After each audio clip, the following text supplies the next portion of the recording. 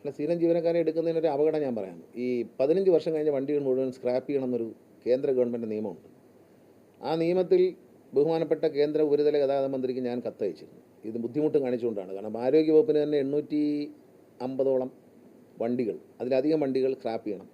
പോലീസിനും അതുപോലെ സ്ക്രാപ്പ് ചെയ്യേണ്ടി വരും. നമുക്ക് ഏതാണ്ട് 1500 1800 വണ്ടി സ്ക്രാപ്പ് ചെയ്യേണ്ടി വരും. അപ്പോൾ അങ്ങനെ വന്നാൽ ഈ PSC വഴി എടുക്കുന്ന ആളെ എന്ത് ജോലി ചെയ്യും? അതുകൊണ്ടാണ് ചെയ്യാത്തത്. കാരണം KSRTC ഇപ്പോൾ PSC വഴി ആളെ എടുത്തിട്ട് ശമ്പളം കൊടുത്ത് നടത്തിക്കൊണ്ടുപോകാനുള്ളൊരു പാങ്ങില്ല എന്നുള്ളൊരു യാഥാർത്ഥ്യം നിങ്ങൾക്കും അറിയാം, എനിക്കും അറിയാം, നാട്ടുകാർക്കും അറിയാം. ശമ്പളം കിട്ടുന്ന തന്നെ അവർക്ക് കഴിഞ്ഞ 2 മാസമായിട്ടാണ് ഒരുമിച്ച് ശമ്പളം കിട്ടാൻ തുടങ്ങിയത്. അപ്പോൾ അതുകൊണ്ട് KSRTCയുടെ ബാധ്യതകൾ വളരെ വലുതാണ്. പ്രൊവിഡൻറ്റ് ഫണ്ട്, പെൻഷൻ കോൺട്രിബ്യൂഷൻ, ഇതെല്ലാം വലിയ കോടാനുകോടി രൂപയുടെ ബാധ്യതയാണ്. അത് നമ്മളതെല്ലാം മനസ്സിലാക്കിക്കൊണ്ട് വേണം. PSC വഴി ആളെ എടുത്തുകൊണ്ട് മാത്രം KSRTC രക്ഷപ്പെടില്ല. KSRTC ജീവനക്കാർക്ക് അവർക്ക് കിട്ടേണ്ട പ്രൊവിഡൻറ്റ് ഫണ്ട്